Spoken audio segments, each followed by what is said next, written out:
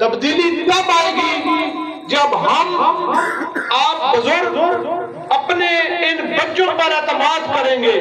تبدیلی تب آئے گی جب آپ لوگ نوجوان قیادت کو منتخب کریں گے.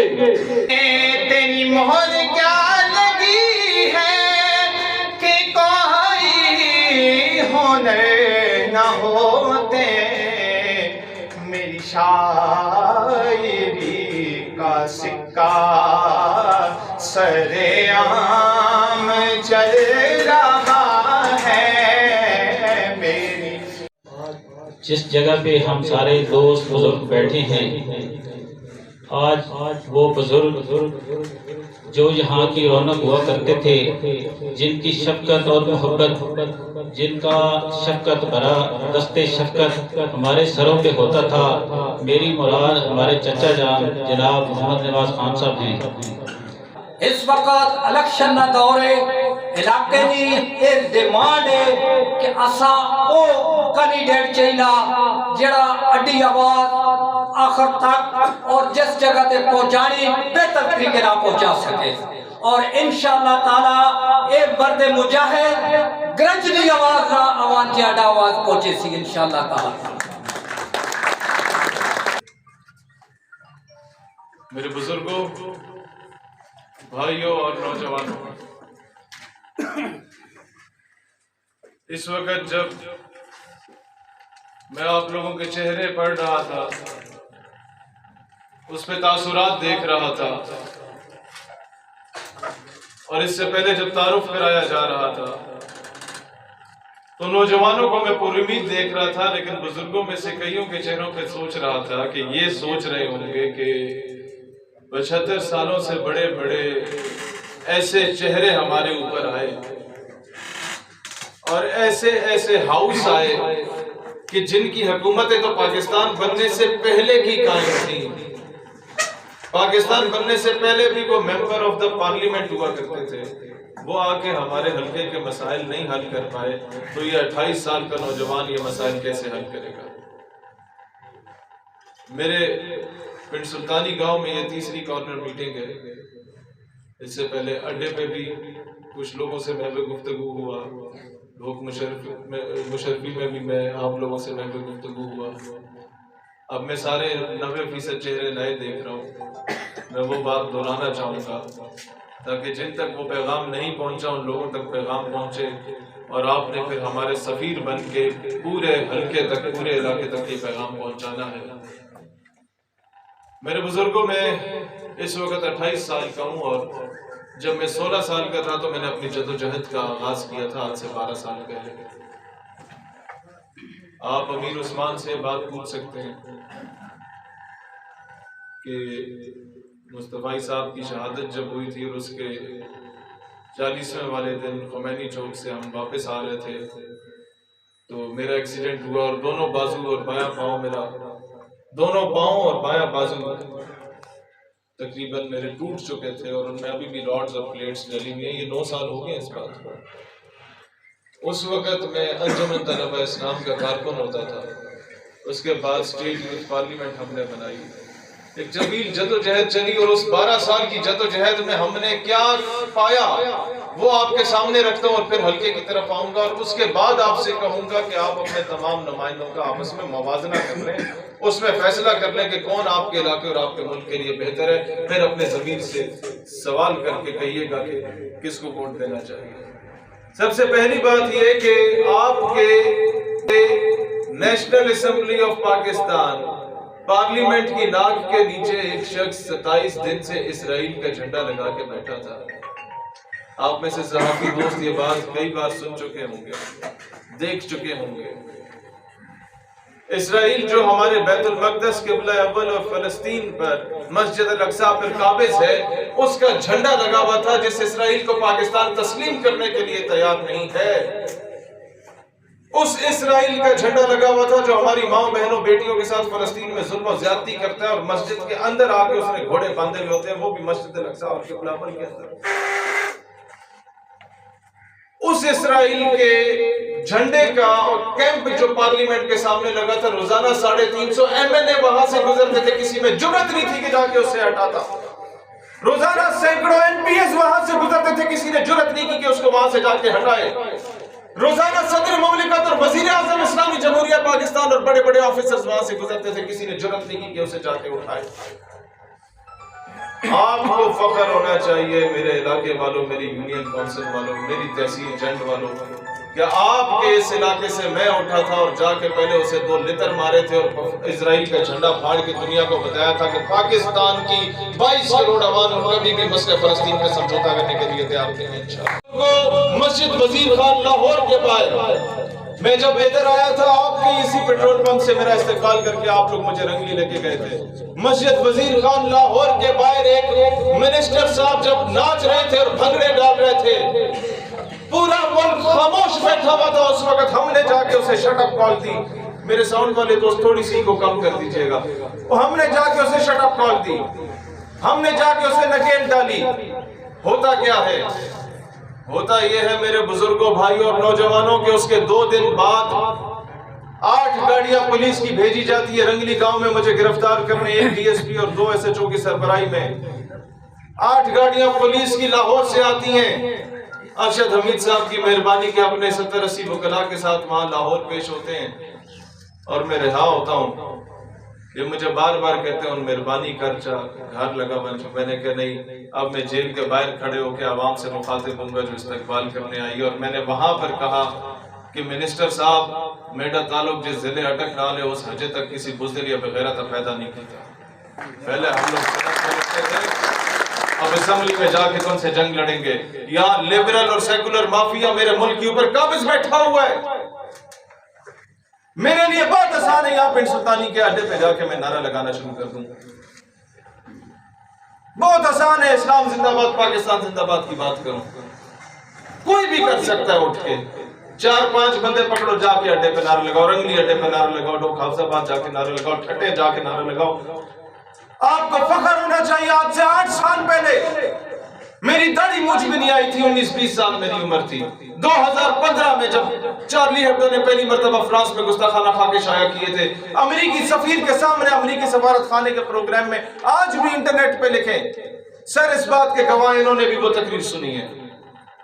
آج لکھیں شہید سیالوی اور آگے لکھیں امریکن ایمبیسی، اور آپ کو وہ تقریر مل جائے گی کہ امریکی سفیر کو سامنے بٹھا کے سینکڑوں لوگوں کے مجمع میں نے تقریر میں افغانستان سے شروع کر کے فلسطین پہ ختم کیا اور برما سے شروع کر کے کشمیر پہ ختم کیا، اور 4 منٹ کی تقریر میں امریکہ کو دہشت گرد ریاست تسلیم کروایا عوام سے اور ثابت کیا اس کے سفیر کے سامنے۔ اور جب فرانس والے خاکوں کا معاملہ آیا 2015 میں، یہ 2 سال پہلے نہیں، 2015 میں، اس وقت میں کھڑا ہوا اور میں نے اسٹیج پہ انگریزی میں تقریر کرتے ہوئے ان کو کہا کہ dear Excellency, let me to express the extent of my views in my national language because your bloody English linguistic cannot absorb my emotions۔ کہ جناب سفیر صاحب، معاملہ میرے آقا علیہ الصلوۃ والسلام دی حرمت ناموس رسالت ہے، لہٰذا ہن میں اپنی قومی زبان سے گل کراں گا کیونکہ تہاڈی گھٹیا زبان میرے جذبات دی عکاسی نہیں کر سکتی۔ اس کے بعد جا کے میں نے کہا تھا کہ ہم نے ہر دور میں تقدیس رسالت کے لیے وقت کی تند ہواؤں سے بغاوت کی ہے، چھوڑ کر سلسلہ سیاست کا فسون، فقط ایک نام محمد سے محبت کی۔ میرے بزرگوں، میرے بھائیوں، یہ چیزیں اس وقت کرنا جب میں یونیورسٹی کا اسٹوڈنٹ تھا بہت مشکل تھا، یہ جانتے ہوئے کہ آپ کو یونیورسٹی سے نکالا جا سکتا ہے۔ ہم نے اس وقت یہ علم بلند کیا تھا، ہم اس وقت نظریے کی جدوجہد کر رہے تھے، اور میں اس سے آگے آتا ہوں۔ جب عورت مارچ کے نام پہ فحاشی اور عریانی کے نعرے لگا کرتے تھے اسلام آباد، کراچی، لاہور کی سڑکوں پہ، بڑے بڑے وزیروں کی بیٹیاں آیا کرتی تھیں، بڑے بڑے آفیسرز کی بیٹیاں آیا کرتی تھیں، میرا جسم میری مرضی کا نعرہ لگانے۔ جب پورے پاکستان سے کوئی نہیں اٹھا تھا تو ہم لوگ اٹھے تھے اور اسلام آباد کو 6 گھنٹے کے لیے بند کر دیا تھا جب تک اس عورت مارچ والی فحاشی پہ ہم نے پابندی نہیں لگوائی تھی۔ ہم لوگ بھی اسلام آباد چھوڑ کے واپس نہیں آئے تھے۔ 2018 میں اور 2021 میں ہالینڈ اور فرانس میں دوبارہ گستاخانہ خاکے شائع ہوتے ہیں تو اپارا چوک سیز کرنے والے سب سے پہلے ہم لوگ تھے، جس نے 57 اسلامی ممالک کے اجلاس میں 2 مرتبہ پاکستان کی جانب سے ناموس رسالت کے دفاع میں قرارداد پیش اور متفقہ طور پر منظور کروائی تھی۔ وہ الگ بات ہے کہ میں اس چیز کو آ کے ادھر بیچوں گا نہیں آپ کے سامنے، میں نے صرف آپ کو تعارف سمجھانے کے لیے یہ بات کی۔ اور یہ باتیں اس لیے بتا رہا ہوں کہ جو بندہ 57 اسلامی ممالک میں اس وقت آواز بلند کروا سکتا ہے جب وہ یونین کونسل کا چیئرمین بھی نہ ہو یا کونسلر بھی نہ ہو، تو وہ کیا ایم پی اے بننے کے بعد ایک اپنی تحصیل کے لیے بھی آواز بلند نہیں کروا سکتا؟ یہ اس لیے میں آپ کے سامنے چیزیں رکھتا ہوں۔ اسلام آباد میں جب مندر بن رہا تھا تو بڑی بڑی دنیا تھی جس کو میں نے کالیں کی اور بڑی دنیا سے پوچھا کہ آپ کیا بولیں گے، اس پہ کوئی نہیں بولا کیونکہ ریاست بنا رہی تھی مندر، اور مودی اس وقت تڑیاں لگا رہا تھا کشمیر میں۔ یہ شیر پر گانے بجائے جاتے تھے کہ پاکستان کے چمچوں تم رہو ذرا اوقات میں، بنے گا مودی راج میں مندر اسلام آباد میں۔ یہ ہندوستانی بنیے وہاں پر گانے گایا کرتے تھے مقبوضہ کشمیر میں۔ پورے پاکستان میں لوگ خاموش بیٹھے ہوئے تھے، بڑے بڑے ٹھیکیدار۔ میں نے کہا نکلو، بولے نہیں بولے۔ میں نے پینٹ کوٹ اور ٹائی پہنی، اب حکمت مومن کی میراث ہوتی ہے۔ میں نے کہا نکلو، بولے نہیں بولے۔ میں نے پینٹ کوٹ اور ٹائی پہنی، اب حکمت مومن کی میراث ہوتی ہے میرے بزرگوں۔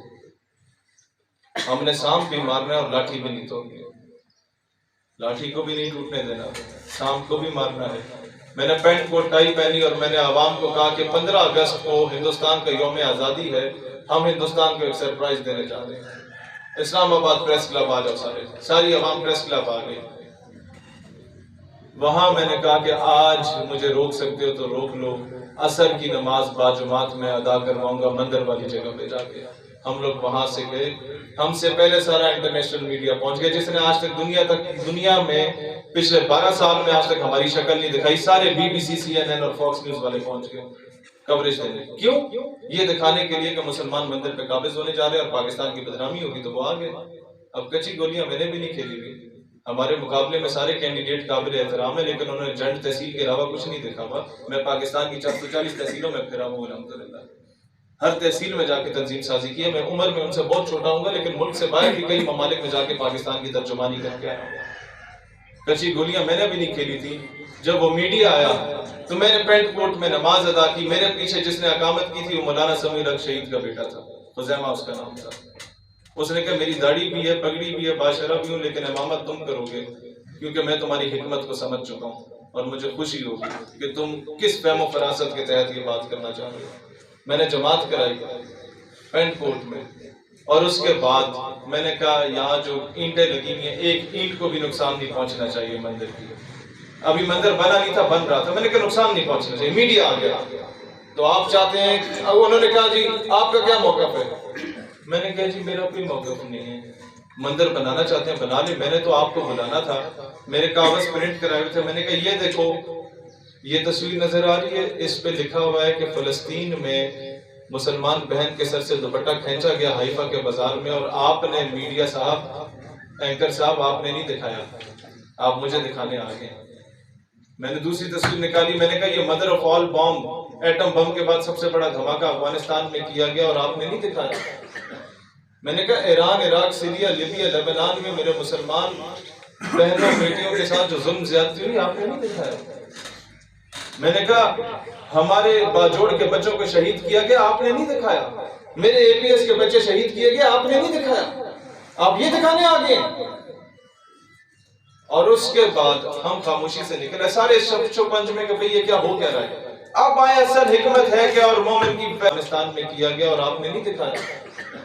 میں نے کہا Iran, Iraq, Syria, Libya, Lebanon میں میرے مسلمان بہنوں بیٹیوں کے ساتھ جو ظلم زیادتی ہوئی آپ نے نہیں دکھایا۔ میں نے کہا ہمارے باجوڑ کے بچوں کو شہید کیا گیا، آپ نے نہیں دکھایا۔ میرے اے پی ایس کے بچے شہید کیے گئے، آپ نے نہیں دکھایا۔ آپ یہ دکھانے آگے۔ اور اس کے بعد ہم خاموشی سے نکلے، سارے چوپنج میں کہ بھئی یہ کیا ہو کیا رہا ہے۔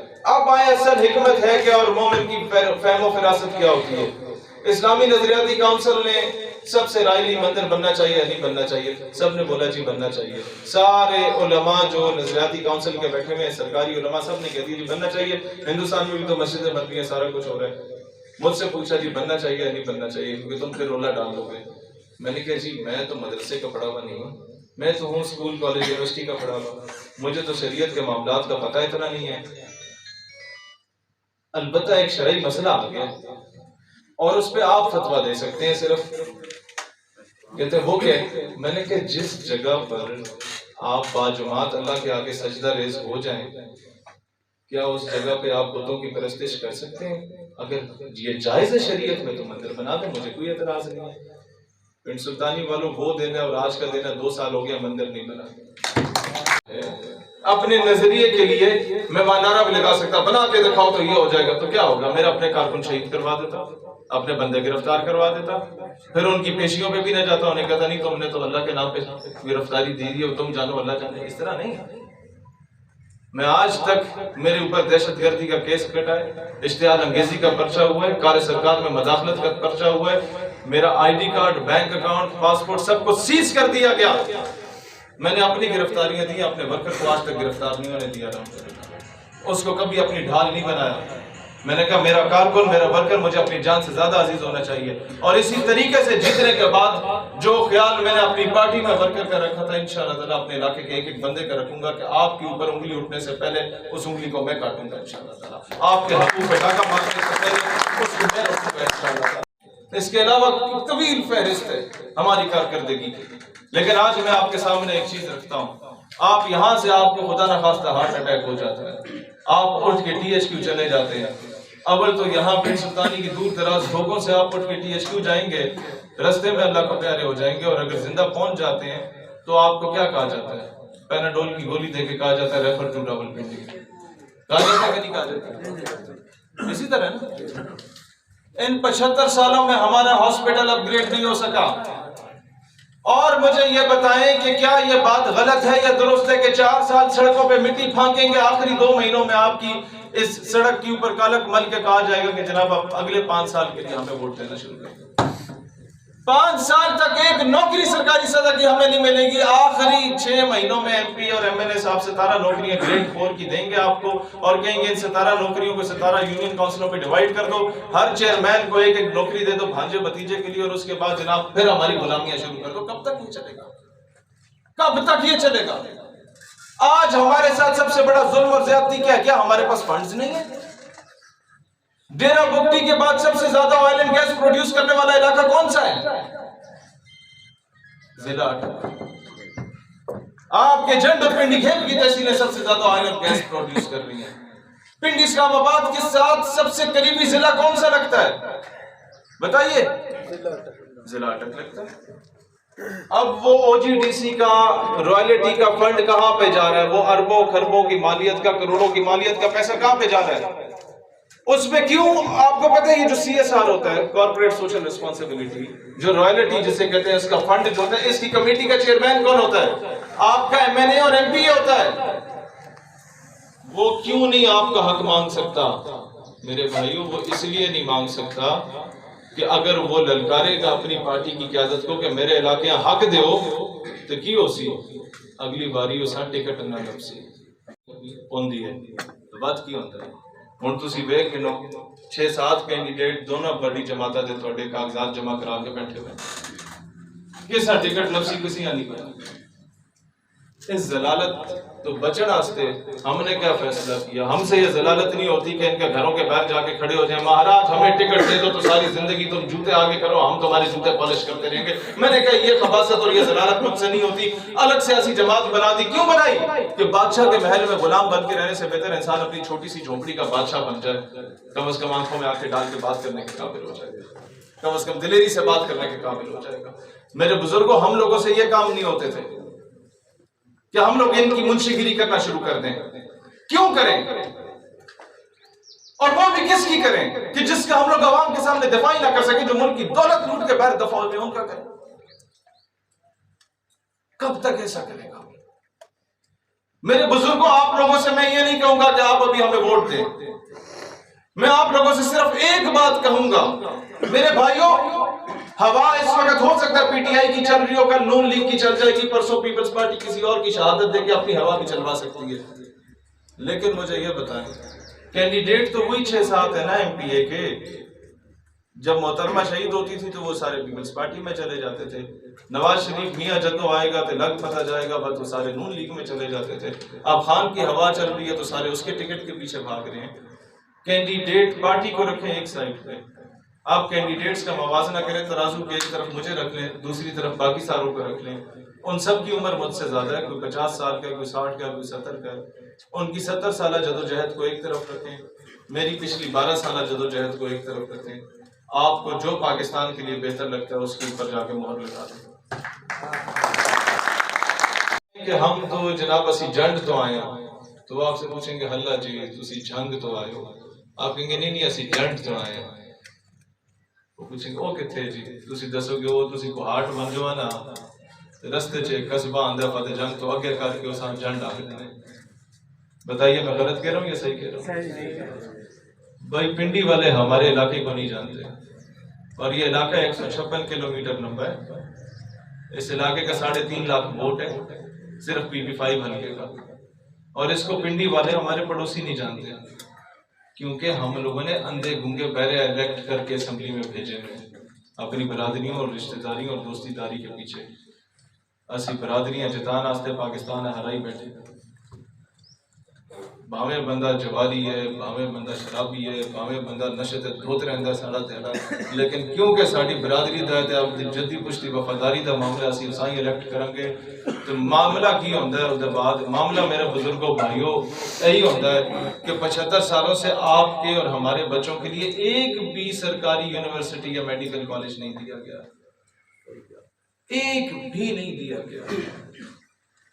156 کلومیٹر کے علاقے کو ایک یونیورسٹی اور میڈیکل کالج نہیں دیا گیا۔ پنڈی کے 4 کلومیٹر کے اندر 30 یونیورسٹیاں بنی ہوئی ہیں، اسلام آباد کے 3 کلومیٹر کے رقبے کے اندر 40 یونیورسٹیاں بنی ہوئی ہیں۔ یہاں 156 کلومیٹر کے رقبے کو ایک یونیورسٹی یا میڈیکل کالج اس لیے نہیں دیا گیا۔ یونیورسٹی سے پڑھنے کے بعد بچے کیا بنتے ہیں؟ انجینئر، ڈاکٹر، آرمی آفیسر، جج، وکیل، بیرسٹر اور بیوروکریٹ۔ اگر ہر چوتھے گھر سے کوئی آفیسر پیدا ہونا شروع ہو جائے، یونیورسٹی اس لیے نہیں دی گئی کہ ہر چوتھے پانچویں گھر سے افسر پیدا ہونے لگ جائیں تو جناب ان کی تو چودراہٹ ماری جائے گی جو پچھلے 70 سالوں سے ہم پہ قابض ہیں۔ آپ کا بیٹا، آپ کا بھائی یہ وعدہ کرتا ہے آپ سے کہ انشاءاللہ تعالی جیتنے کے بعد جو پہلا میگا پروجیکٹ ہوگا وہ یونیورسٹی کا قیام ہوگا اور ان کی چودراہٹ کو ماریں گے ہم لوگ انشاءاللہ۔ یہ نہیں ہوگا کہ پہلے یہاں سے رکشہ کر کے جناب بڑے تک آئیں، یہاں سے پھر 40 کلومیٹر چلیں یا 80 کلومیٹر چلیں، پہاڑوں پار جائیں یا 60 کلومیٹر اس طرف چلے جائیں، اور پھر اس کے بعد جا کے تیسرا رکشہ پکڑ کے وہ اندر گلی میں جائیں تو اندر صاحب سوئے ہوئے اور آپ کو خبر مل رہی ہو کہ جناب صاحب تو لاہور گئے ہوئے ہیں۔ یہ ڈرامے بازی کم از کم میرے ہوتے ہوئے نہیں ہوگی۔ آپ مجھے بہت اچھے سے جانتے ہیں کہ میں نے ہمیشہ عوام میں رہا ہوں، میں نے کوئی گن مین نہیں رکھے کہ میں یہاں آ رہا ہوں تو یہ ادھر سے کسی کو دھکا دے ادھر سے دے۔ حالانکہ یہ جتنے یہاں پر ہمارے کینڈیڈیٹ حضرات کر رہے ہیں ان سے زیادہ اچھے ہم لوگ سارا کچھ رکھ سکتے ہیں۔ ہمارے لوگوں کی ایک عادت ہے کہ جب تک 6 گاڑیوں کا پروٹوکول نہیں آئے گا، 12-14 گن مین نہیں آئیں گے، تب تک جا کے جناب ہم اسے ملک صاحب تصور ہی نہیں کریں گے اور ووٹ ہی نہیں دیں گے۔ یہ نوابوں، وڈیروں، جاگیرداروں نے ہمارے اندر ایک ہوا پالا ہوا ہے۔ ہم نے ان چیزوں سے نکلنا ہے۔ جو بندہ آپ کی طرح کا ہے، آپ کے سامنے اٹھا ہے، آپ کے سامنے بڑا ہوا ہے، آپ اس کو خود چننا شروع کر دیں، انشاءاللہ تعالیٰ آپ کی تقدیر اور علاقے کی تقدیر بدل جائے گی۔ اور میں آگے اپنے نوجوانوں سے کہتا ہوں یہ جو بیٹھے ہوئے ہیں، میرے نوجوانوں آپ لوگوں نے ایک کام کرنا ہے۔ سر نے موبائل پکڑا ہوا ہے، یہ موبائل نہیں ہے، یہ ایٹم بم ہے۔ یہ ایک تقریر اس کی امان اللہ صاحب کے گھر میں تقریر میں کر رہا تھا، آج میں ٹک ٹاک پہ دیکھ رہا تھا 13 لاکھ لوگوں نے وہ تقریر سنی ہے انٹرنیٹ پہ۔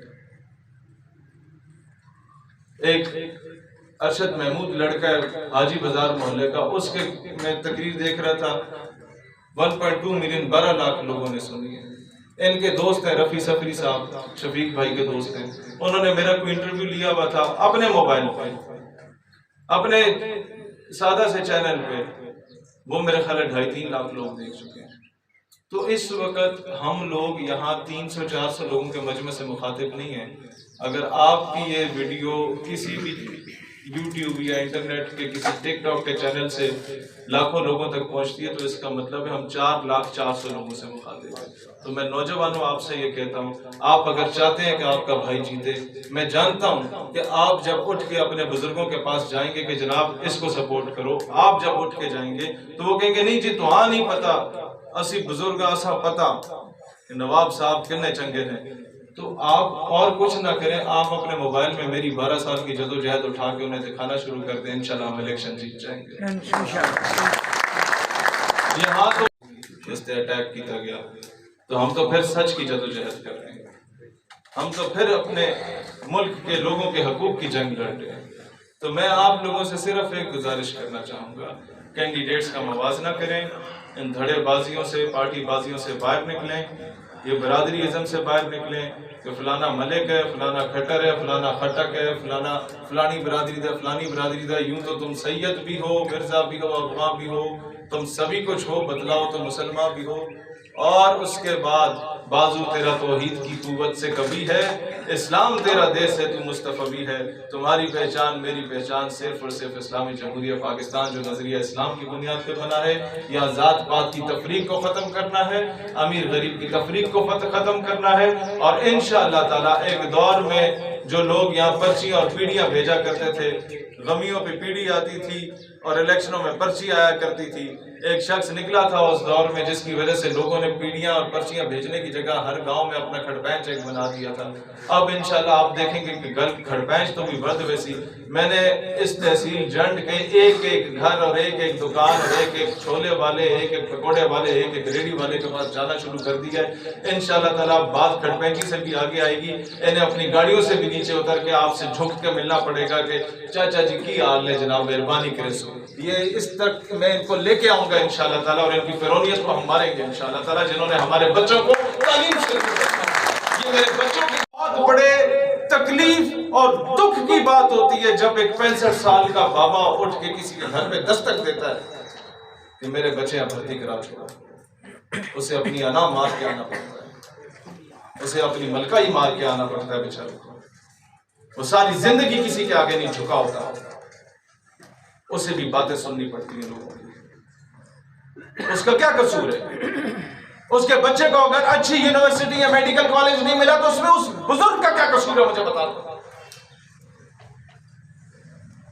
ان کے بچے پڑھے آکسفورڈ سے, ملک سے باہر جا کے, ہمارے بچوں کو یہاں پر یونیورسٹی نہیں دے سکے. مجھے بتاؤ یہ آئل اینڈ گیس کے پیسوں کا جو اربوں روپے کا یا کروڑوں روپے کی فنڈنگ کہاں جاتی ہے, مجھے بتاؤ. کوئی پوچھنے والا نہیں ہے. ہم بزدلوں کو بار بار الیکٹ کر کے اسمبلی میں بھیج رہے ہیں. میرے لیے بہت آسان تھا, اسلام آباد میں نے 6 بار دھرنے دیے, 6 گھنٹوں کے شارٹ نوٹس پہ پورا شہر بند کر دیا. وہاں میں آرام سے الیکشن لڑ کے جیت سکتا تھا. لیکن مجھے یہ شرمندگی ہوتی کہ کل کو کوئی مجھ سے پوچھتا کہ تمہارے حلقے کے 50 گاؤں جنڈ شہر سے آگے کر کے ایسے بھی ہیں جن میں ابھی تک بجلی کوئی نہیں پہنچی. تمہارے حلقے کے 60 گاؤں ایسے ہیں ابھی تک جہاں پر مائیں آج بھی گڑا سر پہ اٹھا کے 6 کلومیٹر پیدل جا کے چلتی ہیں, تب جا کے پینے کا صاف پانی ملتا ہے. تمہارے گاؤں کے 40, تمہارے علاقے کے 40 گاؤں ایسے ہیں جہاں آج بھی گنڈا کسب کالی ڈلی جیسے دیہاتوں میں آپ کو 2 کلومیٹر پیدل چلنے کے بعد درخت کے اوپر چڑھنا پڑتا ہے یا کسی کھمبے سے لٹکنا پڑتا ہے, تب جا کے آپ کو موبائل کے سگنل آتے ہیں. بتائیں میں غلط کہہ رہا ہوں, ایسا کہہ رہا ہوں؟ صحیح بات ہے. کیوں ہمارے ساتھ ایسا ہو رہا ہے؟ ہمارے بھنڈر ڈھوک لوہار اور ان علاقوں کو رنگلی سے لے کے وہاں تک جہاں جہاں گیس رائلٹی کے کھاتے میں ملنی چاہیے تھی, MNA صاحب سے کال کر کے حامد میر نے پوچھا جناب گیس, اس نے کہا نہیں جی اتنے لکڑیاں ہی گھومنے. بتائیے غلط کہہ رہا ہوں؟ لوگ تو یہ بات کرنے کی جرات نہیں کرتے, لیکن میں کب تک غلامی کروں یار. وہ ایک بار ہمیں سینے سے لگائیں گے, ہم 6 بار لگائیں گے لیکن ووٹ نہیں دیں گے جی, معذرت. وہ عزت دیں گے, ہم زیادہ عزت دیں گے. وہ 2 انگلیوں سے ملتے ہیں, ہم دونوں ہاتھوں سے ملیں گے. لیکن جناب اب اپنے بچوں کے مستقبل کا سودا ان کے سامنے نہیں کریں گے انشاءاللہ تعالیٰ. یہ نہیں کہیں گے ان ملک صاحب تسی آ رہے ہو تو بس ٹھیک ہے, پیو بھی غلام سی, دادا بھی غلام سی, ایسے بھی غلام ہے. نو سوری, اب یہ کام کسی کے ساتھ نہیں کرنا. ہم نے جس مرضی پارٹی کا بندہ ہے, ہم لوگوں نے اب علم بغاوت بلند کرنا ہے, ہم لوگوں نے اب اپنا کردار ادا کرنا ہے. کم از کم آپ لوگوں کو ابھی ہمارا کوئی دوست ہے تو یہ باہر سے ایک پارٹی کا جھنڈا اتار کے لائے, اس کا تعارف اور آخر میں ریلوے انجن کیوں رکھا یہ تعارف کرا کے میں اجازت بھی چاہوں گا. ایک جھنڈا یہ پارٹی کا اتار کے لائیں.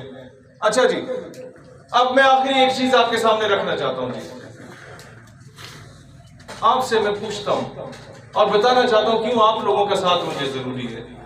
آپ کے پڑوس میں میاں والی ہے, دوسری طرف تراب سے آپ گزرتے ہیں تو ہے نا جی, تسی بولتے نہیں ہو رہے, سن رہے ہو بات؟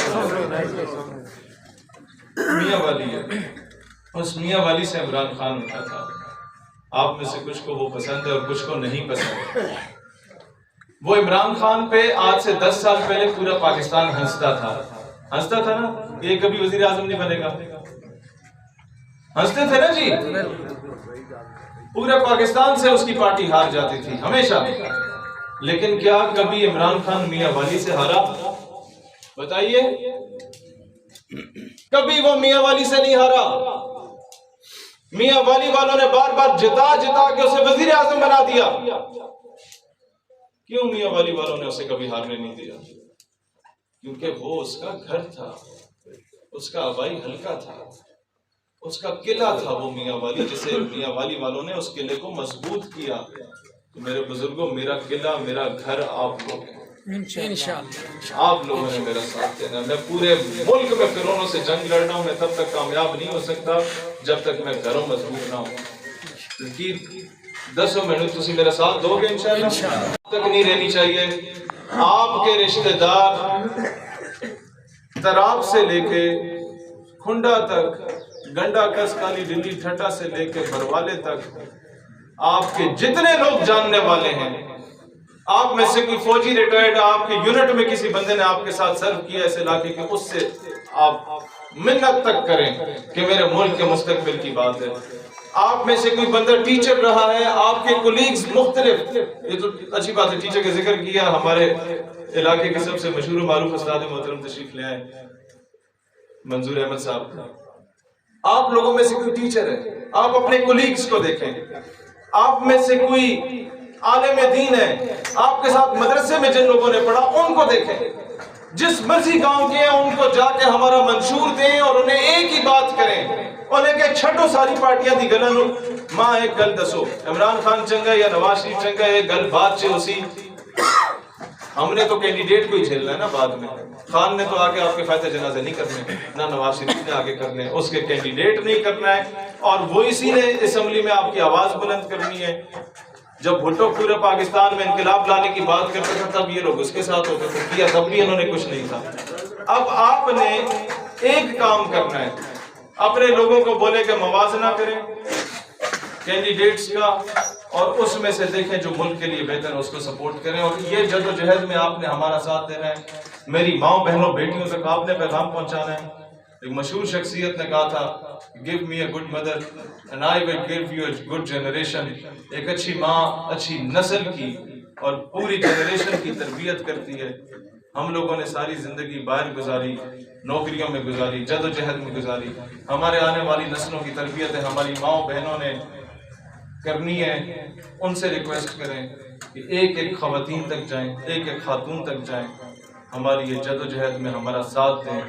جو کردار محترمہ فاطمہ جناح رحمۃ اللہ علیہ نے کیا تھا ادا قائد اعظم کا ساتھ دے کے، وہ کردار آج ہماری ماؤں بہنوں بیٹیوں نے ادا کرنا ہے. مورخ یہ یاد رکھیے گا، مورخ کے کرم سے کچھ بھی نہیں چھپتا. مورخ کہیں بعد میں یہ نہ لکھے کہ ایک نوجوان جس کا ساتھ پورے ملک کے لاکھوں نوجوان دیتے تھے، لیکن وہ اتنا بد نصیب تھا کہ اس کے علاقے نے اس کا ساتھ نہیں دیا. مورخ کو یہ لکھنے پہ مجبور نہیں کرنا آپ لوگوں نے. میرے لیے مشکل نہیں ہے، میں اپنے باپ دادا کی کمائی پہ جو انہوں نے محنت مزدوری سے کچھ 2-4 پیسے کما لیے، اس پہ آرام سے اسلام آباد میں رہ سکتا تھا. میرے لیے کوئی مشکل کام نہیں تھا. میں بعد میں بھی رہ لوں گا اگر آپ نہیں چاہتے تھا. لیکن ایک چیز ضرور سوچئے گا کہ میں آپ کے لیے نہیں، صرف میں اللہ کو گواہ بنا کے کہتا ہوں، میں اس 22 کروڑ عوام کے لیے نکلا ہوں جس کی پہلی سیڑھی اپنے حلقے سے جیت کے اسمبلی میں پہنچنا ہے. اور آپ کو فخر ہوگا کہ اس بار پنجاب اسمبلی میں اگر فرعونوں کو للکارنے والی کوئی زوراور آواز ہوگی تو سب سے پہلی آواز تحصیل جنڈ کی آواز ہوگی انشاءاللہ. اس میں آپ نے ہمارا ساتھ دینا ہے. آخر میں جھنڈے کا تعلق ہماری پارٹی کا جھنڈا ہے جس کے 100 سے زائد کینڈیڈیٹ اس وقت پنجاب اسمبلی میں ہم نے MP کے لیے کھڑے کیے ہیں. اس میں جو گرین کلر ہے یہ ہمارے پیارے آقا علیہ الصلوۃ والسلام کے گنبد خضرا شریف، روز رسول علیہ الصلوۃ والسلام اور وطن عزیز پاکستان کے پرچم کی ترجمانی کرتا ہے. اس میں جو ریڈ کلر ہے یہ ترجمانی کرتا ہے تحریک خلافت سے لے کے جنگ آزادی سے لے کے تحریک پاکستان اور تحریک پاکستان سے لے کے آج تک کے تمام شہداء کی ترجمانی کرتا ہے، ان کے خون کی ترجمانی کرتا ہے۔ اور اس میں جو گولڈن کلر ہے یہ ایک طرف قبلہ اول بیت المقدس فلسطین کی اور دوسری طرف روضہ امام حسین کی ترجمانی کرتا ہے کہ انشاءاللہ ہر دور کے یزید سے ٹکر لیں گے، ہر دور کے ظالم اور جابر سے ٹکر لیں گے اور ہر دور کے فرعون سے ٹکر لیں گے انشاءاللہ۔ ریلوے انجن جو اس کا انتخابی نشان رکھا، میرے بزرگوں، میرے بھائیوں، یہ آخری بات کر رہا ہوں کیونکہ یہی اشارہ ہے، میرے بھائی میرے قریب آ کے کھڑے ہو گئے ہیں اور بعد میں گاڑی میں بیٹھ کے جو یہ مجھے بہترین القابات سے نوازتے ہیں لمبی تقریر کرنے پہ، تو میں پہلی اجازت چاہوں گا۔ ریلوے انجن جو انتخابی نشان رکھا وہ اس لیے رکھا، الیکشن کمیشن آف پاکستان نے ہمیں 250 انتخابی نشان دیے تھے، ان میں سے ہم نے ریلوے انجن کو چنا تھا۔ جب لوگ کہتے تھے کہ آپ تو ایک ماڈرن پاکستان دیکھنا چاہتے ہیں، آپ تو انفارمیشن ٹیکنالوجی اور سائنس اینڈ ٹیکنالوجی میں ترقی کرتا ہوا پاکستان دیکھنا چاہتے ہیں، آپ نے 200 سال پرانا ریلوے انجن کیوں رکھا؟ میں نے کہا عطا اللہ شاہ بخاری رحمۃ اللہ علیہ کے ایک بہترین دوست تھے پیر مہر علی شاہ رحمۃ اللہ علیہ، گولڈا شریف والے، جنہوں نے ختم نبوت پہ پہرا دیا تھا، ان کے بیٹے تھے بابو جی رحمۃ اللہ علیہ۔ وہ بار بار ریلوے اسٹیشن پہ جا کے ریلوے انجن کی زیارت کیا کرتے تھے۔ لوگوں نے پوچھا کہ جناب آپ تو سید زادے ہیں، آپ کیوں اتنے پرانے ریلوے انجن کی عقیدت سے زیارت کر رہے ہیں؟ تو انہوں نے جواب دیا مجھے اس سے عقیدت اس لیے ہے کہ خود تو جلتا رہتا ہے لیکن سارے مسافروں کو ان کی منزل مقصود تک پہنچا دیتا ہے۔ یہ جد و جہد کی نشانی ہے، یہ قربانی کی نشانی ہے۔ آج ہم آپ سے یہ وعدہ کرتے ہیں کہ یہ وہ ریلوے انجن ہوگا جس کی بوگیوں میں انشاءاللہ تعالیٰ اس کے پیچھے سندھی بھی ہوگا، بلوچی بھی ہوگا، پنجابی بھی ہوگا، پٹھان بھی ہوگا، سرائکی، کشمیری اور بلتستانی بھی ہوگا، اور یہاں کسی قسم کی مسلک یا قوم، خطے، قبیلے کی تفریق کے بغیر اس سے بالا تر ہو کے پاکستان کی ترجمانی ہوگی۔ اور میں آج آپ سے وعدہ کرتا ہوں کہ انشاءاللہ تعالیٰ اگر آج ہم جد و جہد جاری رکھیں، ہم نہ صحیح ہمارے آنے والی نسلیں ایک آزاد اور خود مختار پاکستان ضرور دیکھیں گی۔ پاکستان ہمیشہ زندہ باد۔ بہت بہت شکریہ، جزاک اللہ۔ شکریہ کے طور پر میں آپ کے سامنے ضرور حاضر ہوا ہوں کہ آپ تمام بھائیوں کا جو سارے کے سارے میرے شناسات چہرے ہیں، میں شکریہ ضرور ادا کروں کہ آپ اتنی دیر سے ظہر کی نماز کے وقت سے یہاں پہ بیٹھے ہیں اور ایک طویل وقت آپ نے یہاں پر ہمارا ساتھ دیا ہے۔ میں آپ تمام بزرگوں، عزیزوں، دوستوں کا انتہائی مشکور ہوں۔ اور آخری بات یہ کہہ کر ضرور آپ سے یہ عرض کر کے ختم کروں گا کہ ہم انشاءاللہ تعالی جیسے میرے عزیز نے کہا کہ 32 سالوں سے میں آپ کے درمیان ہوں، ان 32 سالوں میں مجھے فخر بھی ہے پنڈ سلطانی پر، اور میں پنڈ سلطانی والے تمام اپنے بزرگوں اور عزیزوں کا مشکور بھی ہوں کہ آپ نے ہر دفعہ، ہر وقت، ہر ٹیلیور میں میری لاج رکھی۔ اور لدنك رحمة إنك أنت الوهاب يا رب صل وسلم دائما أبدا على حبيبك خير الخلق كلهم صلى الله تعالى على حبيبه محمد وعلى آله وصحبه أجمعين